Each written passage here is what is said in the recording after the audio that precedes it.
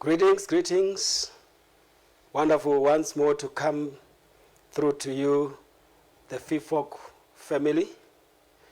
I want to greet you in the mighty name of our Lord Jesus Christ. I was very glad to come through to you last week when we started having these sessions. And I want to thank you also for the feedback that you gave through that online platform that was created.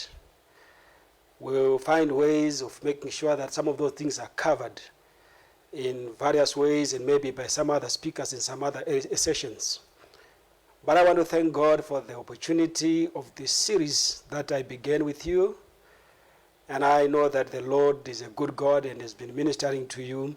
Thank you for the feedback. And I know that we are going somewhere. So we started a series dubbed the relationships that make a difference. Relationships that make a difference. The desire is to ensure that at the end of the day, whatever we share from here is going to be something that will impact your life, something that you will be able to use and transform your future and your destiny. So when I started, I thought it was going to be just maybe one session where I crunch up everything. But maybe the heart of a teacher is the one that made me realize there's a lot to be covered here. So we have got about 6 types of relationships, 7 actually, that we identified. Friends, mentors, proteges, divine connections, enemies, romantic relationships, and family. So I said these are not preaching sessions, but we are going to do heart-to-heart talk. And like I said, I am your friend.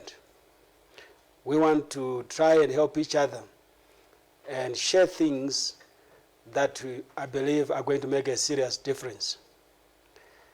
I have a sense, though, that one of the days, maybe in an afternoon, during an afternoon session or a day to be decided, when maybe after we've covered all these sessions, it may be necessary for us to have a time, maybe in a more closed setup, like a Zoom platform, where we can have those very intimate questions to be addressed. But for now,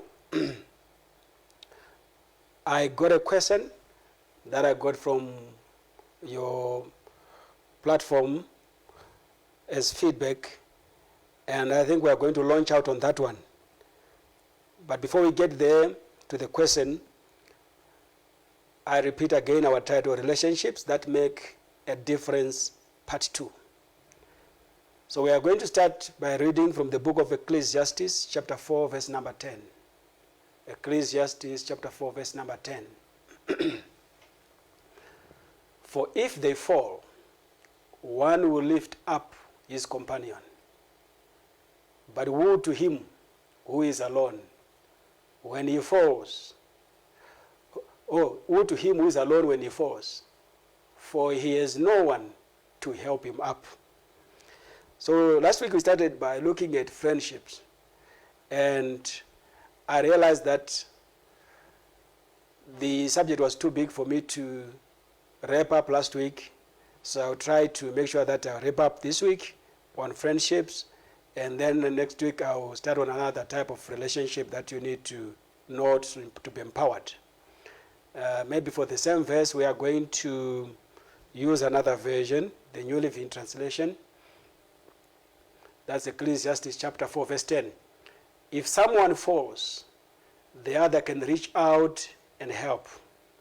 That is showing the importance of having someone in your life who can help you, the place of a friend. But someone who falls alone is in real trouble. That's why I said life is about relationships. You cannot tell me that you want to be an island just to be by yourself. Now, there is something very important also that we were establishing last week. friendships can affect your destiny. And I was checking in the Bible today, and I realized that they can also affect your destiny to the point of death. That's how powerful friendships can be. They can affect your destiny to the point of death. Now, by the way, you are encouraged to put your comments there. I normally don't look at them during the session so that I don't get distracted from my main message. But I always look at them after and see how you'll be responding to the message. So I said friends can affect your destiny to the point of even death. We can look at 2 Samuel chapter 13, verse 1. This is the story of Absalom, the son of David, who had a lovely sister whose name was Tamar, and Amnon, the son of David, loved her. This was a cousin brother. So Amnon was a cousin brother who loved Tamar, the sister of Absalom. And verse number 2 says, Amnon was so distressed over his sister Tamar that he became sick, for she was a virgin, and it was improper for Amnon to do anything to her. Well, this is another type of a relationship. But Amnon had a friend whose name was Jonadab, the son of Shimei, David's brother. Now, Jonadab was a very crafty man. What does the New Living Translation say on verse number 3? See, this Jonadab, in life, you don't need a Jonadab. Terrible, very dangerous friend. Can lead you to die. But Amnon had a very crafty friend, his cousin, Jonadab. He was the son of David's brother, Shimei. So, verse 4 says, but Amnon had and he said to him, why are you, the king's son, becoming thinner day after day? Will you not tell me? Amnon said to him, I love Tamar, my brother Absalom's sister. And Jonadab said to him, lie down on your bed, pretend to be ill. And when your father comes to see you, say to him, please let my sister Tamar come and give me food, and prepare the food in my sight, that I may see it and eat from your hand. So he pretended to be a very sick person who could only be made well by Tamar coming to cook for him, and he took the opportunity because of the advice of Jonadab. He slept with the girl, raped her, and the girl went crying. Absalom heard about it, David heard about it, they were quiet. Now, but after that, 2 years passed or so, quite a bit of time, I'm very sure how long, until one day, Absalom made a feast. And the feast, he invited everyone. And his mission was just one, to kill his brother Amnon. Why did he die? A bad friend. I've got to let you know that that's how powerful friendship can be. Well, maybe we have started on a sad note, but let me give you this quotation. Maybe that can lighten the moment. This is Lawrence J. Peter who said, you can always tell a real friend when you have made a fool of yourself, he doesn't feel you have done a permanent job. This is how you can always tell a friend. When you have made a fool of yourself, he doesn't feel you have done a permanent job.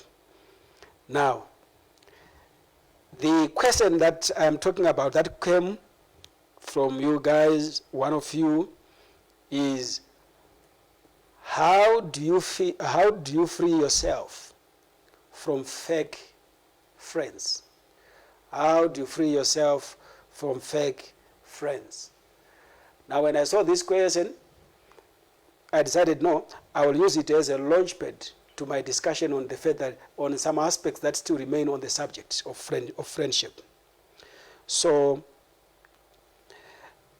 when I looked at this question, how do you free yourself from fake friends? I know it came from the fact that I had spoken about pseudo friends, fake friends, towards the closing of my teaching last time, where I said there are some friendships that cause you to actually change your character, that cause you to lie about yourself and to pretend who you are not, and you find yourself, you are going out of your way to say things that just to make sure you fit in.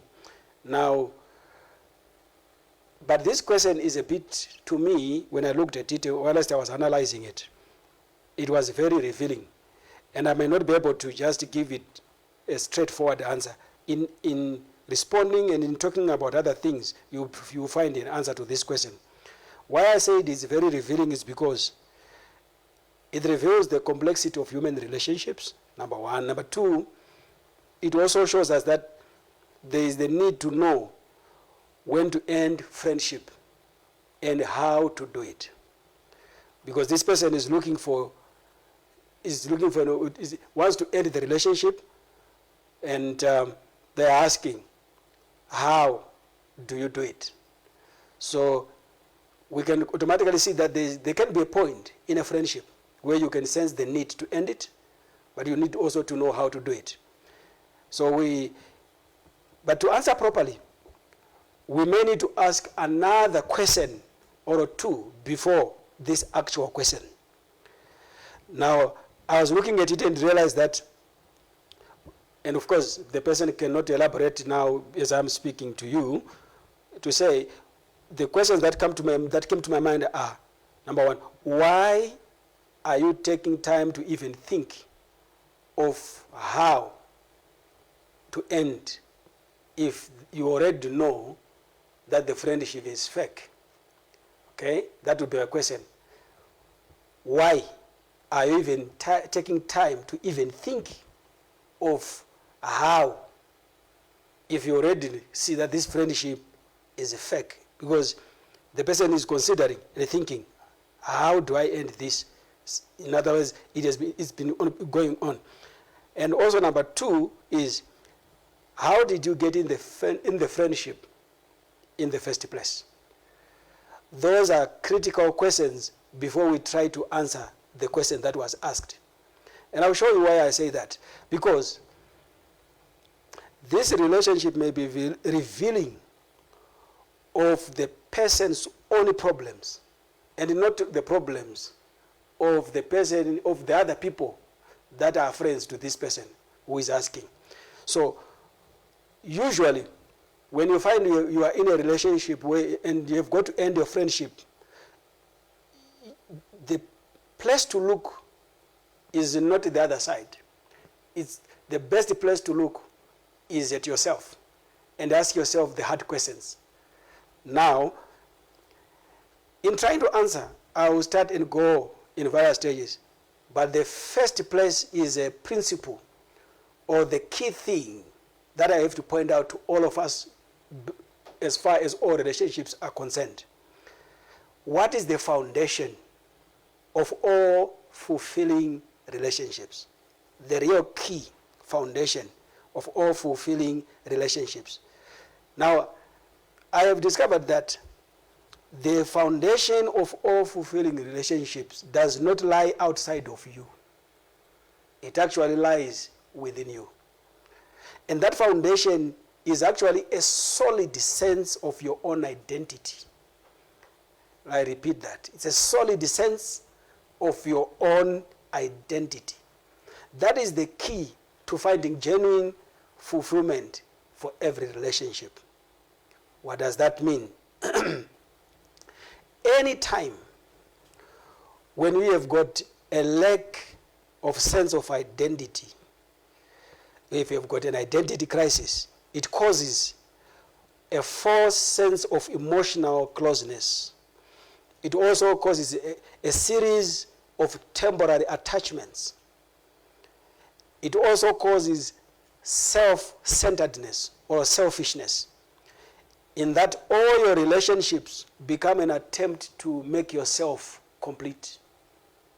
So when you get into any relationship, and hear me well, and you don't have a solid sense of your own identity, it actually means you are going in those relationships to use those relationships to actually make yourself complete.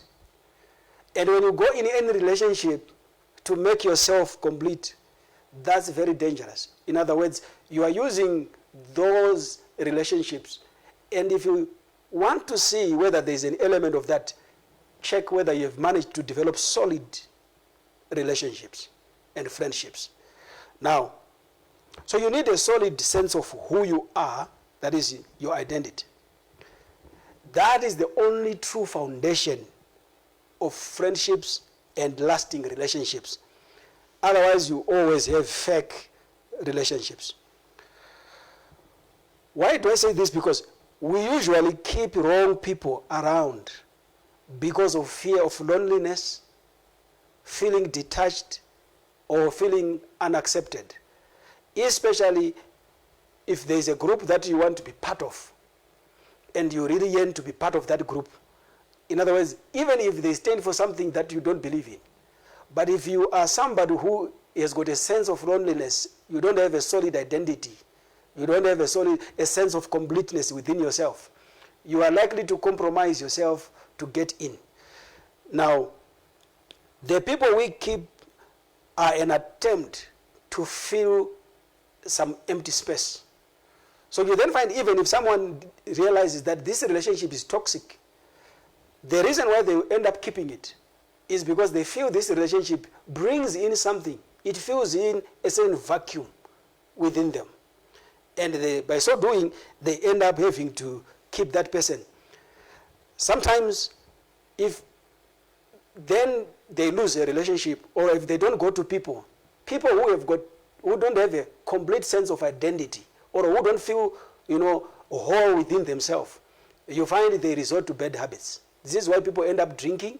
This is why people end up going after men and other things. And this is why people end up overeating, for that matter. Because there's just something that they are trying to cope with. And what they don't realize is their own identity crisis, which they are dealing with and they are battling against. Now, so you then have to realize that the cause of your emptiness is not a case of missing persons, but the incompletion that is within your soul. So as long as you think the cause of your emptiness is people, you will end up having to look for anyone and anything that can fill that space. No one will make you complete in this world. Hear me and hear me well. And people who get married get this rude awakening to realize that you can get into a marriage thinking this man is going to make me complete. But unfortunately, it doesn't work that way. They actually get a rude awakening to notice and to know that no one will make you complete. There's no such a person in this world. So developing a sense of self-worth and wholeness, a healthy personality, is the key to building healthy relationships. So I like what Zig Ziglar said when he said, if you go looking for a friend, you are going to find they are very scarce. If you go looking for a friend, you are going to find they are very scarce. If you go out to be a friend, you will find them everywhere. So if you go out looking for a friend yourself, without yourself being the friend, that's what in simpleton, what he's saying, you will have a problem. But those who have got a solid sense of identity, they can get into any place and make solid friendships. I can tell you right now that there are many girls and many boys who keep holding on to toxic, dangerous relationships because they think they make them complete. If even more complex, oh yeah, I was just thinking about this one. You know, do you realize that there are some people who stick and hang around in certain relationships so that they can also fit in certain groups and relationships? For example, someone will keep a boyfriend simply because they want to fit in a group of other girls who have got boyfriends. So she is keeping a toxic boyfriend. The relationship is not working. She's not courageous to terminate it because she knows, I will not be able to fit in that other club of those girls with boyfriends. So you see, then it becomes even a cobweb. There's something that becomes even more complex there. So this other relationship is actually used now as a subscription fee of or a membership fee to fit into another relationship, another club. That's quite serious. And I hope, as I am talking right now, whoever is caught up in such confusion, the Lord will help you to be set free. The quest for completion is powerful and it has to be recognized. But I've got to let you know that you can be complete in Christ. And there are other things that you can do to bring that sense of completeness within yourself. I'm not tackling them for now, but look at it. Just a quick check. I was thinking, if you really want to check whether you are somebody who really yearns to be completed by other people, let me ask you one or two questions and check. If your answers are yes, maybe they are a pointer. Do you enjoy being alone?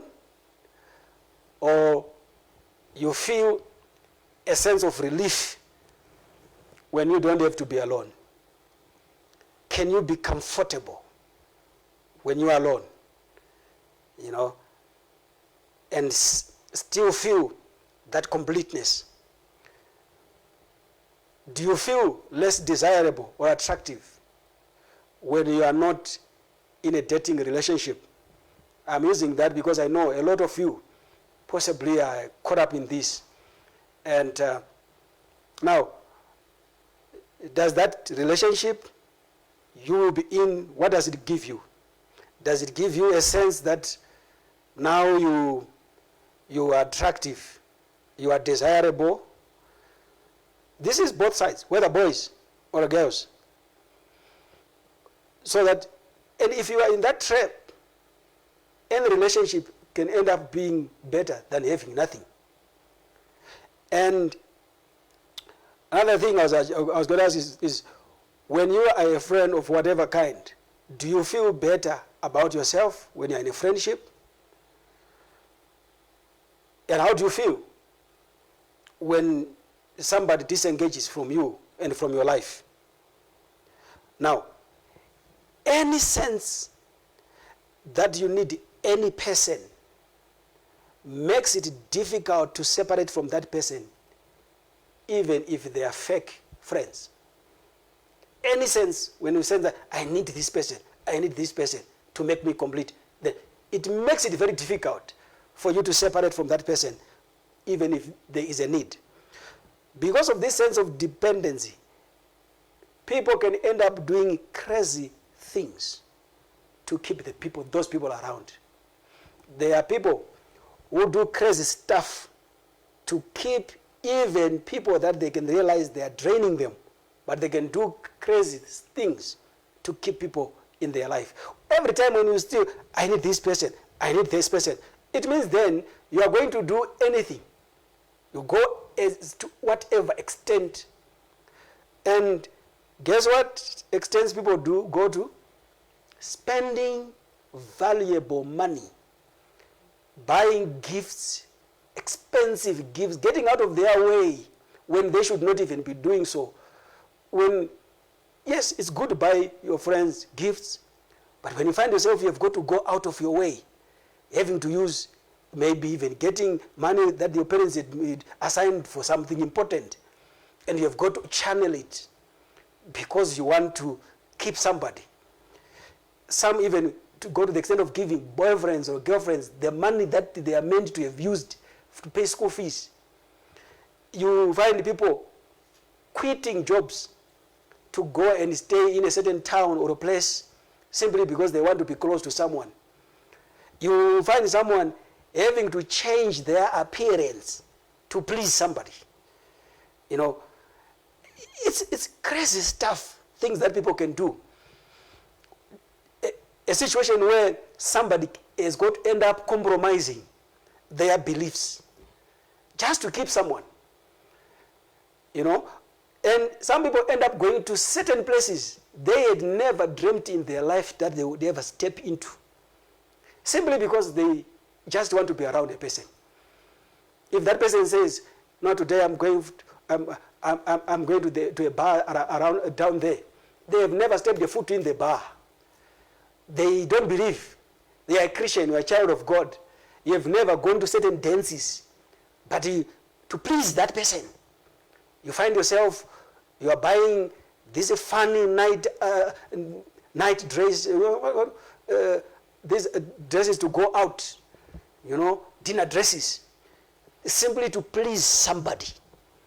That's very taxing, very expensive, you know. Others end up go to the extent of having sex to keep somebody.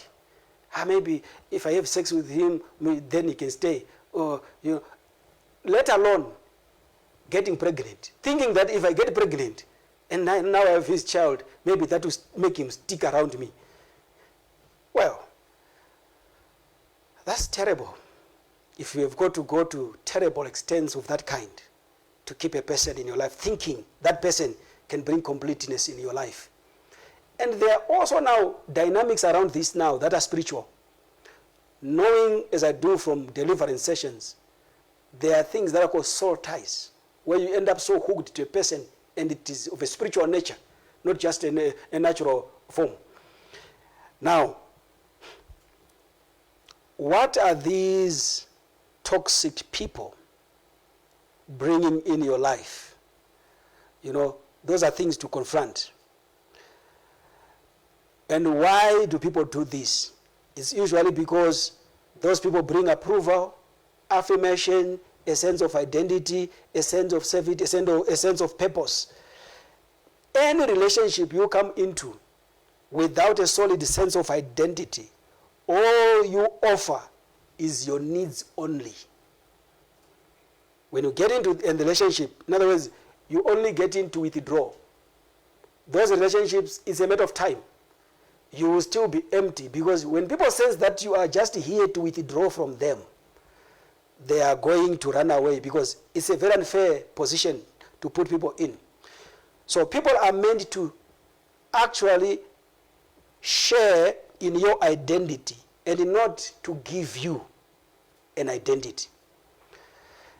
Dale Carnegie said, "You can make more friends in 2 months by becoming interested in other people than you can in 2 years by trying to get other people interested in you." That's powerful. So be somebody who gets to be interested in other people than someone who is trying to get people interested in you. Somebody who is there only to withdraw from others. Now, what you may be feeling is, I'm now responding to the other person as well who raised the question, what you may actually be feeling is fake friendship, may be failing friendship. Now, most friendships fail because of a few reasons. Number one, friendships can fail because of a major change or a shift in life. You know, let's read Proverbs chapter 19, verse number 7. Proverbs chapter 19, verse number 7. There are major shifts that happen in life, and they are inevitable to cause friendship to fail. All the brothers of the poor hate him. How much more do friends go after him? Do friends go far from him. He may pursue them with words, yet they abandon him. Any friendship that you've got to pursue yourself, end up having to be the one running after it. Something is not right. Let's read from the New Living Translation there and see what it says there. The relatives of the poor despise them. You know, I said a major shift in life can cause a loss of friends. You are going to find it in life. A change in your financial status can make you gain or lose friends. If you suddenly become very rich, some of you listening to me, you suddenly become a multimillionaire, you find that many people will try to hang around you because of your money. But if you suddenly also lose your means to survive and you become very, very poor, many people will run away from you. And it's only good friends, I'm sure, that you want to stick around during the thick and thin of life. So a major shift like this, now the Bible says, how much more will their friends avoid them? So I mean, they were once in a place where they had friends. But because of they became poor, their friends began to avoid them. Though the poor plead with them, their friends are gone. That's a terrible place to be. May God save you from that pain of having to be the poor that people run away from. Promotion or a career change can actually cause certain relationships to be severed. You know that there are some people who cannot stand your promotion. Imagine if it was, you are in the same company as your friends, you were also talking the same thing, complaining about bosses, and suddenly you are promoted, you have become the manager. Suddenly they feel, we can't talk the same stories anymore. Because of that promotion, they can't hang around you. So it's a major shift that can actually cause the relationship to be severe. Marriage or a serious courtship can cause a shift. You know, there are some of your friends right now you are hanging because you are all still bachelors and you are all still looking for relationships in marriage. And when you get a serious courtship, some of these things, they happen naturally because of demands on time or pressure. You suddenly now are promoted or you've engaged, you've gotten a new job, it's very demanding. Friendship gets to be tested in those moments. And suddenly you are now married. Well, you've got to give time to your wife, to your spouse, to your husband. Those demands now place new requirements around you. Now, your friend who is not married may feel left out. In fact, that's also when sometimes some of these relationships get to be severed because of a sense of jealousy. Someone will say, yeah, but we're all Christians, we love God, we're all sisters in the Lord at church. Why them and not me? The person is wedded, is now 2 years gone. Now, automatically, things shift. So, there are many reasons why one of them, why friendship fail, is a major shift in life. Another thing is change in priorities from either one of you as you were friends. You know, priorities can require us to find new friends and associates. So you then realize, I want to go this direction with my life. It may require you to reprioritize, to check the people that are not going where you are going and realize these ones, they may not be the right people for where I'm going. So such things can happen. And guess what? Staying in touch with all the buddies is not a requirement for destiny. It is not a requirement for where you are going. Another thing that causes, now this one is very serious, another thing that causes friendships to fail is betrayal. Betrayal. This is a terrible one. Psalm 41 verse number 9. Psalm 41 verse number 9. And may God save you from friends that will betray you in life. It's a very painful thing you don't want to go through. The psalmist says, even my own familiar friend, in whom I trusted, who ate my bread, has lifted up his heel against me. Many people know what this one, many people can relate to this one. You know how it feels. Let's read it from the Message Bible, maybe. Let's hear what the message says. Even my best friend, the one I always told everything. I like this part. The one I always told everything. You know, I think that's where the pain is. You know, when you are betrayed by a friend who knows all your dark secrets, you are always sharing those serious issues of life. And now that person turns around you and they use those things that you were telling them against you. It's a painful thing. And may you never be that friend who does that, because it's a terrible thing in life. Even my best friend, the one I always told everything, he ate my meals at my house all the time. He has beaten my hand. The same hand that was feeding is the one the person went, okay. Now, that's quite sad. So, let's look at Zechariah chapter 13, verse number 6. Zechariah 13, verse number 6.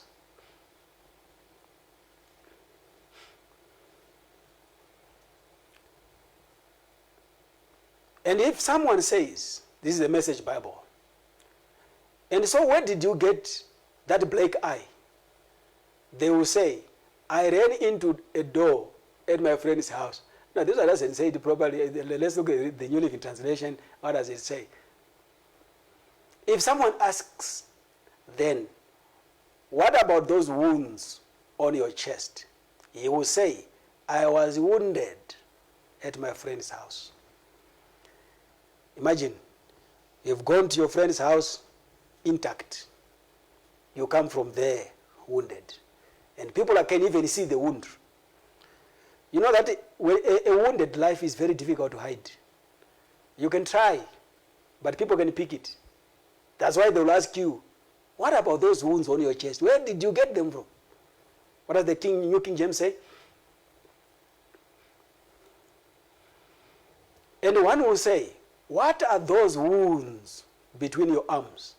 Then he will answer, those with which I was wounded in the house of my friends.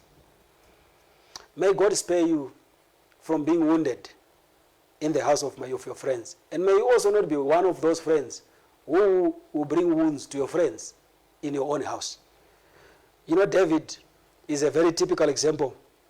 He had one of the most trusted friends. You read it from 2 Samuel chapter 15, verse number 37. He had a friend called Ahithophel, very trusted friend of his. He had been with David through thick and thin. But one day, David's son Absalom rose against David. Ahithophel, instead of seeing an opportunity to help a friend, saw an opportunity to betray his closest friend, so that he can also find favor in the new kingdom. He thought maybe Absalom was going to be the new king automatically. You know, when a friend can leave you at your most moment, at the greatest moment of your need, it's terrible. Now, 2 Samuel 15, verse 37. So Hushai, David's friend. Actually, let's start from verse number 30 to 31. Verse 30 to 31.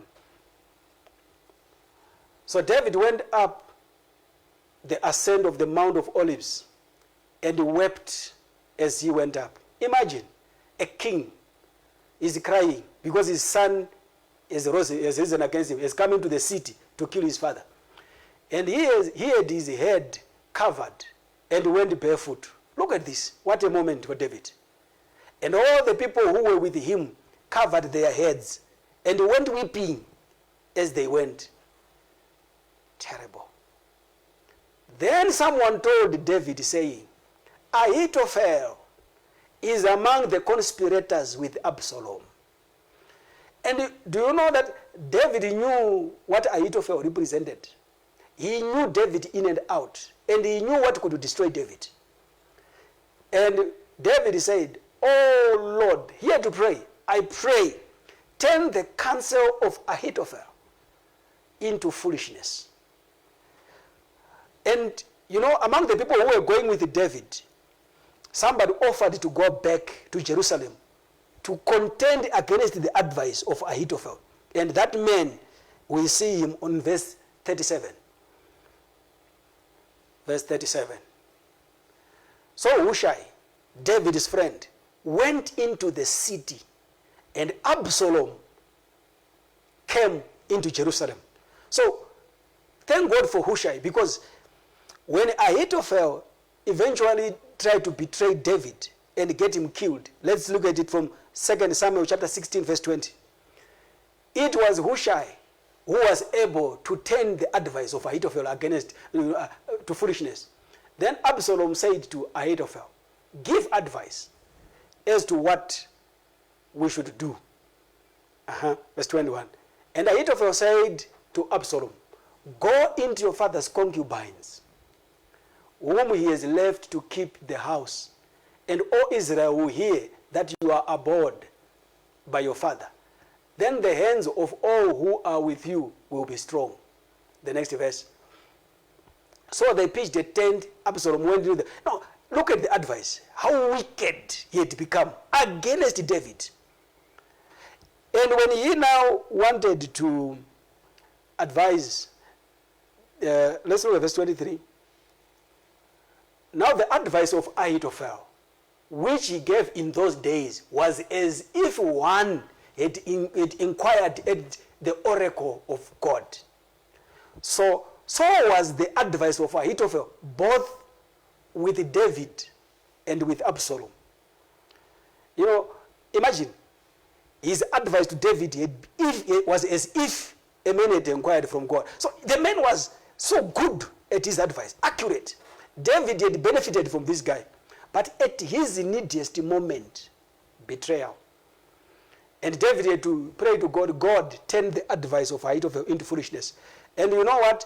Hushai managed to turn, as things were progressing, the other advice that this man had given to follow David. Hushai said, you want to follow David? He's such a mighty king.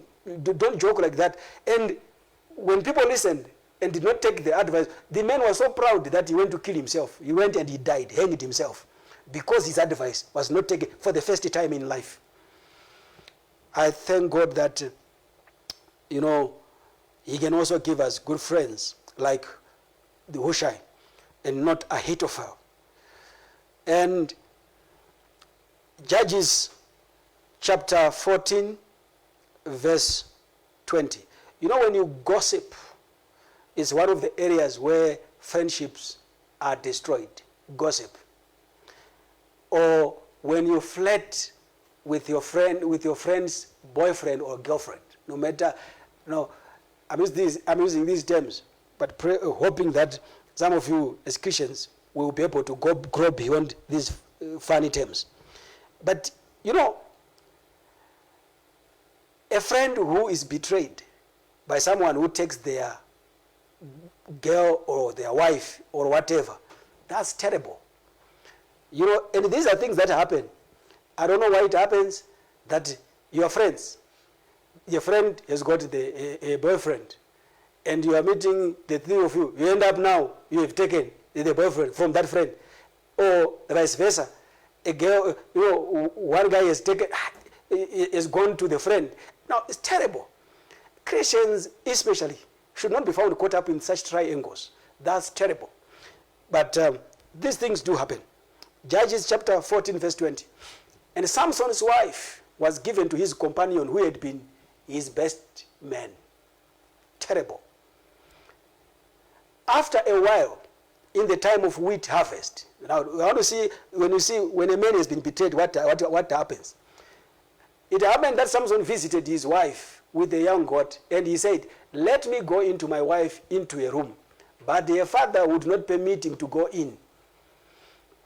Her father said, I really thought that you thoroughly hated her. Therefore, I gave her to your companion. Is not your younger sister better than she?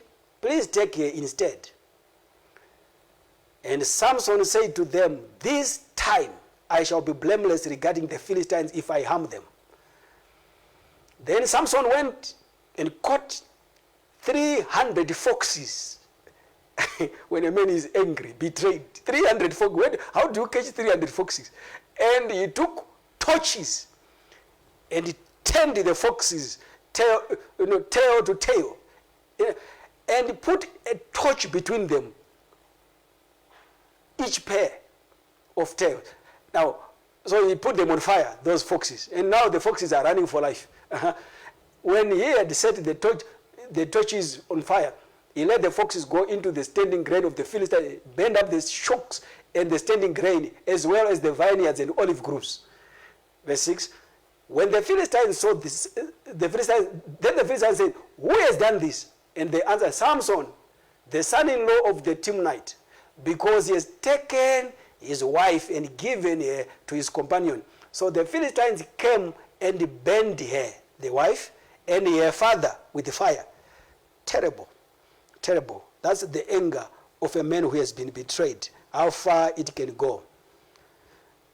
There's a quotation in Irish proverb that says, from strong relationships often comes grief.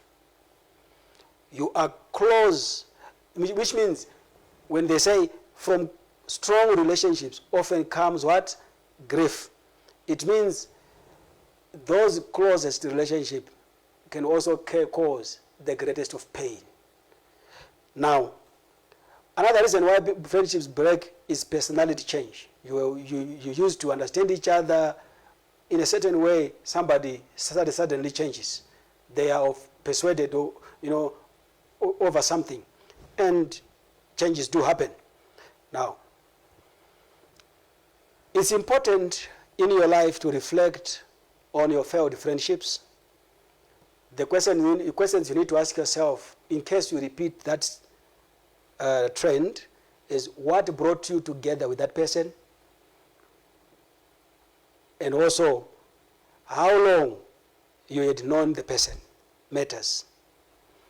And maybe as well, what did that person do to you? I think that is more important than even the first two. What did the person do to you? I found that there are certain people who break friendships just for nothing. A very small misunderstanding or a rumor they have heard of what he said. Because of that, they don't want to see the person forever. After many years of being friends, sometimes you need to ask yourself, what did the person do? Was it worth that we may break up? Now, but at the end of the day, when a friendship is not working, it is important to realize that the friendship is no longer working. That is very important. It needs to be understood, accepted. Then when that has happened, you assess your relational needs with that person. And then you have got to accept that, you know what is the price of me keeping this friendship or of me losing this friendship? Once you realize that you are willing to pay the price, make a clean break. Seek closure, and good closure. I mean good closure. It's terrible how people now these days end friendships. You just block a person on the phone. You just block them from all your profiles. They are trying to call. They don't even know why you blocked them. They may have a sense maybe because there was a quarrel. Maybe they even want to apologize when all you have done was to block them. That shows the weakness of your character. You have to have an ability to conclude certain relationships properly, no matter how painful it is. To be able to pick a phone or at least write an email, proper email, or a proper message that tells the person, this is why I have decided to end our relationship. And thank them for the time they were good to you. You can't then pretend like when you're ending, everything was bad. If they were with you for 5 years, if they were with you for 3 years, you tell me that there's nothing to be thankful for. There's nothing that you can say, at least you were good to me for 1, 2, 3. I think we need to be Christians. We need to be born again, properly born again when it comes to some of these things. And may God help us to be mature. It's a sign of maturity when you can bring a sour relationship to a well thought out, good closure. That's maturity. Now, there's something I was thinking about in the afternoon, and I thought I must include this one also in today's discussion. Cross-gender friendships. The question is, can men and women be just friends without being romantic? I can hear hearts that are beating.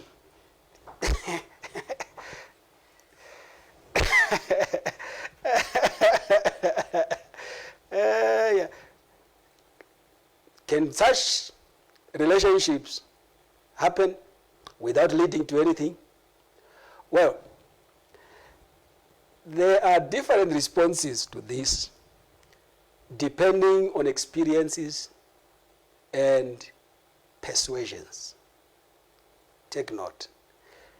There may be not one, there's no one answer to this quest, to this issue, because I've discovered that there are basically two camps. There's a camp that says, no, such relationships, they always lead to something else. And perhaps they are right. And there are many experiences that show that true, there is an element of truth to that. I also know from my experiences as a man, from the days when I was a youth to now, there are certain relationships that I also know that are true. They started like they were just going to be clean, but at some point, I either picked that this thing was going somewhere and realized, and some of them did not end that well. I can tell you that I know. So there's an element of truth to that. Then there's another camp that says, why not? And they can even tell you that they are some of their best of friends are the opposite sex. And they can even argue vociferously to say, you know what, when I am with them, I never think sex, nothing romantic crosses my mind.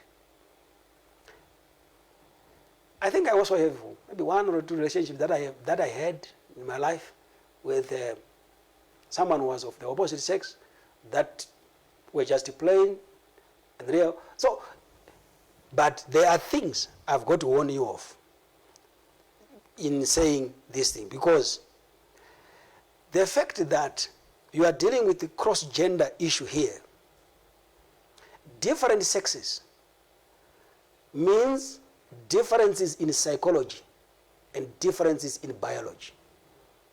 Never forget that.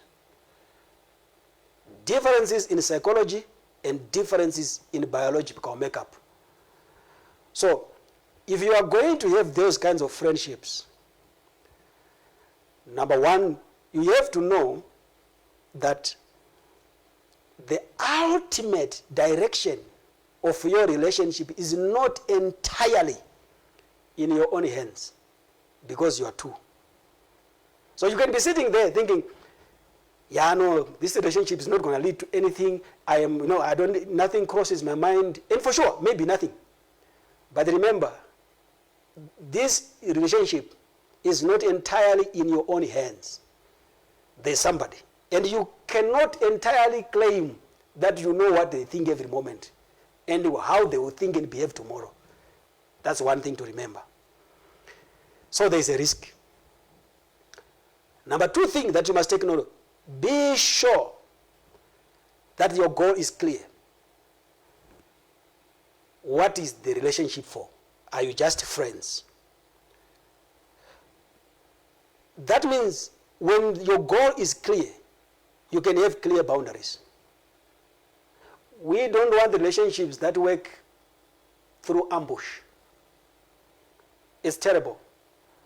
When the goal is not clear, You don't know how to react when someone behaves in a certain way because the intention was never clear from the beginning. Number 3, something that is important that I just noted as well is you must know that there is a part of you that you expose, but you would not normally do so or expose that part if you were in a relationship with the same sex. So there's a part that once you get into a relationship with an opposite sex, there's a part of you that becomes exposed. But that part is not vulnerable when you are not with the opposite, when you are with the same sex. And then it's very important that you know what that means. For example, like I also said, there is an issue about the psychological issues that come into play here. What I have discovered is that most men, okay, no, not most, some men when they are with women, they find it easy to express their emotional side, and they become more vulnerable because they are with women. Why? Because by makeup, women encourage people to be vulnerable and to be open. That is not what they do when they are with other men, because when they are with men, there is a general understanding among men that you must be a man, just be a man, just be a man. So they are not as vulnerable as when they are with women. Then there was also another group of men that don't want women to know their emotional sides. And this confuses women a lot of the times because they meet this one is very emotional and very open. They meet another one, he's trying to protect his masculinity. So you then find that whenever you get into this, then women on the other side, they are more open, they are in touch with their emotions, they want to reveal their emotions, they want to feel the moment in the now. And when you get into all these dynamics and these relationships, you must be very careful. But also, something that is important that I want to point out is, you must be honest if your relationship, if your feelings in the relationship change. In other words, even though you may have been telling yourselves that we are just friends, if there comes a time and a moment where there is a need to be open up and be honest, you need to do so. Because when you are not honest, you will not tell each other that now we are in love. You will just be feeling it, and you will all be getting along without even with no one saying it. But you'll be knowing somehow, in your behavior, the way you start behaving, you'll be knowing that now we are now in a relationship. It is deeper than just a friendship. Those unspoken relationships are even more dangerous than spoken ones, because they leave people in a limbo, in a place where they cannot exert certain limits and say no. When that happens, and these unspoken relationships develop, life becomes very complex. This is when the boy now feels he gets someone who is better, he feels, since I didn't say anything to her, I'm justified to move on. The girl gets someone who is better. She says, yes, I know we were sort of in a relationship, but since nothing was so communicated, I think I can as well move on and get on to this one. They do that. But when they do that, the other person who was in the angle where they were now feeling this thing is no longer just a friendship, they get so hurt, it's so terrible, it's so bad. That is not very good. And I want to say to you, as a child of God, avoid such. Then there's another angle that comes now. You may be genuinely friends. You're genuinely friends, and there's no romantic end here. The other one gets into courtship. That can bring another dimension where the other person feels who is now coming in. They are getting into a well-established relationship, friendship. They are feeling, somebody is already in my space. It can be another angle, very difficult to handle. Anyway, food for thought. And I leave you to think about those things. I'm sure some of you will need to listen to this message years to come when you face some of these problems. But the bottom line is, men and women are different. And those who know these differences and what they can bring as complexities, they are more likely to be successful if they get into these cross-gender friendships. But be careful what happens. Now, I will quickly run through because of time. Just give me a few more minutes so that I can make sure that we wrap this one. I don't have to come back to it. I will bring a quotation from one man that says, never idealize others. They will never live up to your expectations. Stop playing games. A growing relationship can only be nurtured by genuineness. A growing relationship can only be nurtured by genuineness. So I want to finish by looking at characteristics or what you need to do if you are going to have lasting, fruitful, good relationships, friendships. Number one, loyalty. Don't tell secrets that you share between you and your friend to other people. Good friends keep promises. Good friends, loyalty means you don't desert your friend when they are in trouble. The world even said, they coined a statement that said, a friend in need is a friend indeed. So loyalty is one thing that you need to keep in mind if you are going to have lasting relationships. Number two, you need to place high value on each other if you are friends. Friendship is built on caring for each other. You have to be somebody who cares for others. That's why it's difficult to go in a friendship, a solid friendship, with a me approach if you are going to be somebody who is going to be caring. Friends must place high value on each other.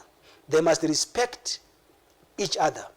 Friends must deal with each other's insecurities by giving each other confidence. So you know that your friend is insecure. You are the one who must be able to boost their confidence. When they are emotionally low, a good friend is the one who is there to encourage them. Because they are vulnerable to you, they will tell you how they will be feeling. You must be able to help each other to win.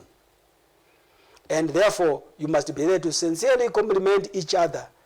And therefore, you must be there to bring value addition to your relationship. Another component that you need if you are going to have a successful friendship is forgiveness. And I mean it, forgiveness. Our friendships are not going to be always perfect. And friends will make mistakes when they're actually thinking, I'm doing well. We need to be able to forgive each other. Friends will disappoint, expect it. You may have to overlook and forget. And when necessary, you may have to forgive. But a good friend must be able to overlook the mistakes of their friends. Because you know one day you will be in the same place where you need them to forgive you. Because you are not in it for a week, you are in it for life together. Good friendship requires honesty. You need to be honest with each other. There's a quotation that says, open quote, I don't need a friend who changes when I change or nod when I nod. My shadow does that much better. You need people who are honest with you. Not when you are nodding, they are also nodding. When they are moving, no, you need someone who will tell you, no, this is not right. Honesty is important in a relationship. Genuine friendship will exist only where parties are willing to hear truth. Very, very, very important. That does not mean you have to be brutally. Some say, I'm very brutally frank. Well, maybe that's why you don't have many friends. Because your brutality in being honest may end up bordering on lack of respect. Maybe let me read Ephesians chapter 4, verse 15. Ephesians chapter 4, verse number 15. where the Bible tells us something that is very important. It says, but speaking the truth in love. Very important. That's all I want to read. Speak the truth in love. So which means anytime when you have got to speak truth, speak it in love. In the absence of love and respect, truth is a dangerous weapon. That's why somebody said a statement, he said, don't use a hatchet to remove a fly from your friend's forehead. Truth, whenever it's not seasoned with love, it's not good for anybody. Proverbs 27, verse 6.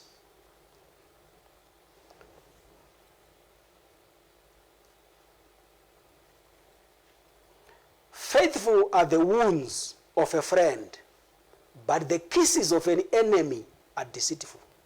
Faithful, or better, are the wounds of a friend, but the kisses of an enemy are deceitful. I would rather have a friend wounding me out of love, telling me the truth, than to be given kisses by an enemy. Another thing that friendship requires, and this is the last one, it requires dedication. It requires dedication. That means commitment. There are sacrifices in the process of time and money. In other words, to maintain friendships requires effort. It requires time. It requires resources. There has to be effort on your side. We have got tight schedules. We've got appointments to meet. But still, if someone matters to you and is a close friend, you still have to create time to talk to them. Conversations are what solidify friendships. So you need to have time to invest in friendships and relationships that take you far. The last scripture I'll read for you is Proverbs 27, verse number 17. Proverbs 27, verse number 17. As iron sharpens iron, so a man sharpens the countenance of his friend. New Living Translation. So friendships are there to make you better. As iron sharpens iron, so a friend sharpens a friend. This is the goal of true friendship. They are supposed to sharpen you. They are supposed to make your edges sharper, to make you better in life. I will finish with the quote that says, don't make friends who are comfortable to be with you. Make friends who force you to lever yourself up. Make friends that will lift you up. Thank you so much for allowing me to come to you today again. It has been my great pleasure and a great opportunity. But I have to pray before I go, because I'm sensing right now that there are some of you who need to make serious decisions on what I've spoken about. You have got to have relationships that you sort out, friendships that you get rid of. May God give you grace to take the courage to do it. Please do it for your sake. You need to get out of some of these relationships. They are not helping you in any way. You know very well, and you don't need to be told. All you need is that courage. Father, in the name of Jesus, I pray for everyone listening to me right now, and whoever will listen to this message, Father, give them the courage to disentangle themselves from every relationship that is swallowing up their energy, anything that is not working in their direction of their destiny. Father, in the name of Jesus, anything that is sabotaging them, and they know it, give them the courage to get out. In the mighty name of Jesus, as they are making a decision tonight, I'm praying, Father, that the anointing of the Holy Spirit give them the courage to take the right steps in Jesus' mighty name. Father, I pray, give them the grace, help them in Jesus' mighty name. Amen. Till we come again together on next Wednesday, God richly bless you. It's Jesus is Lord.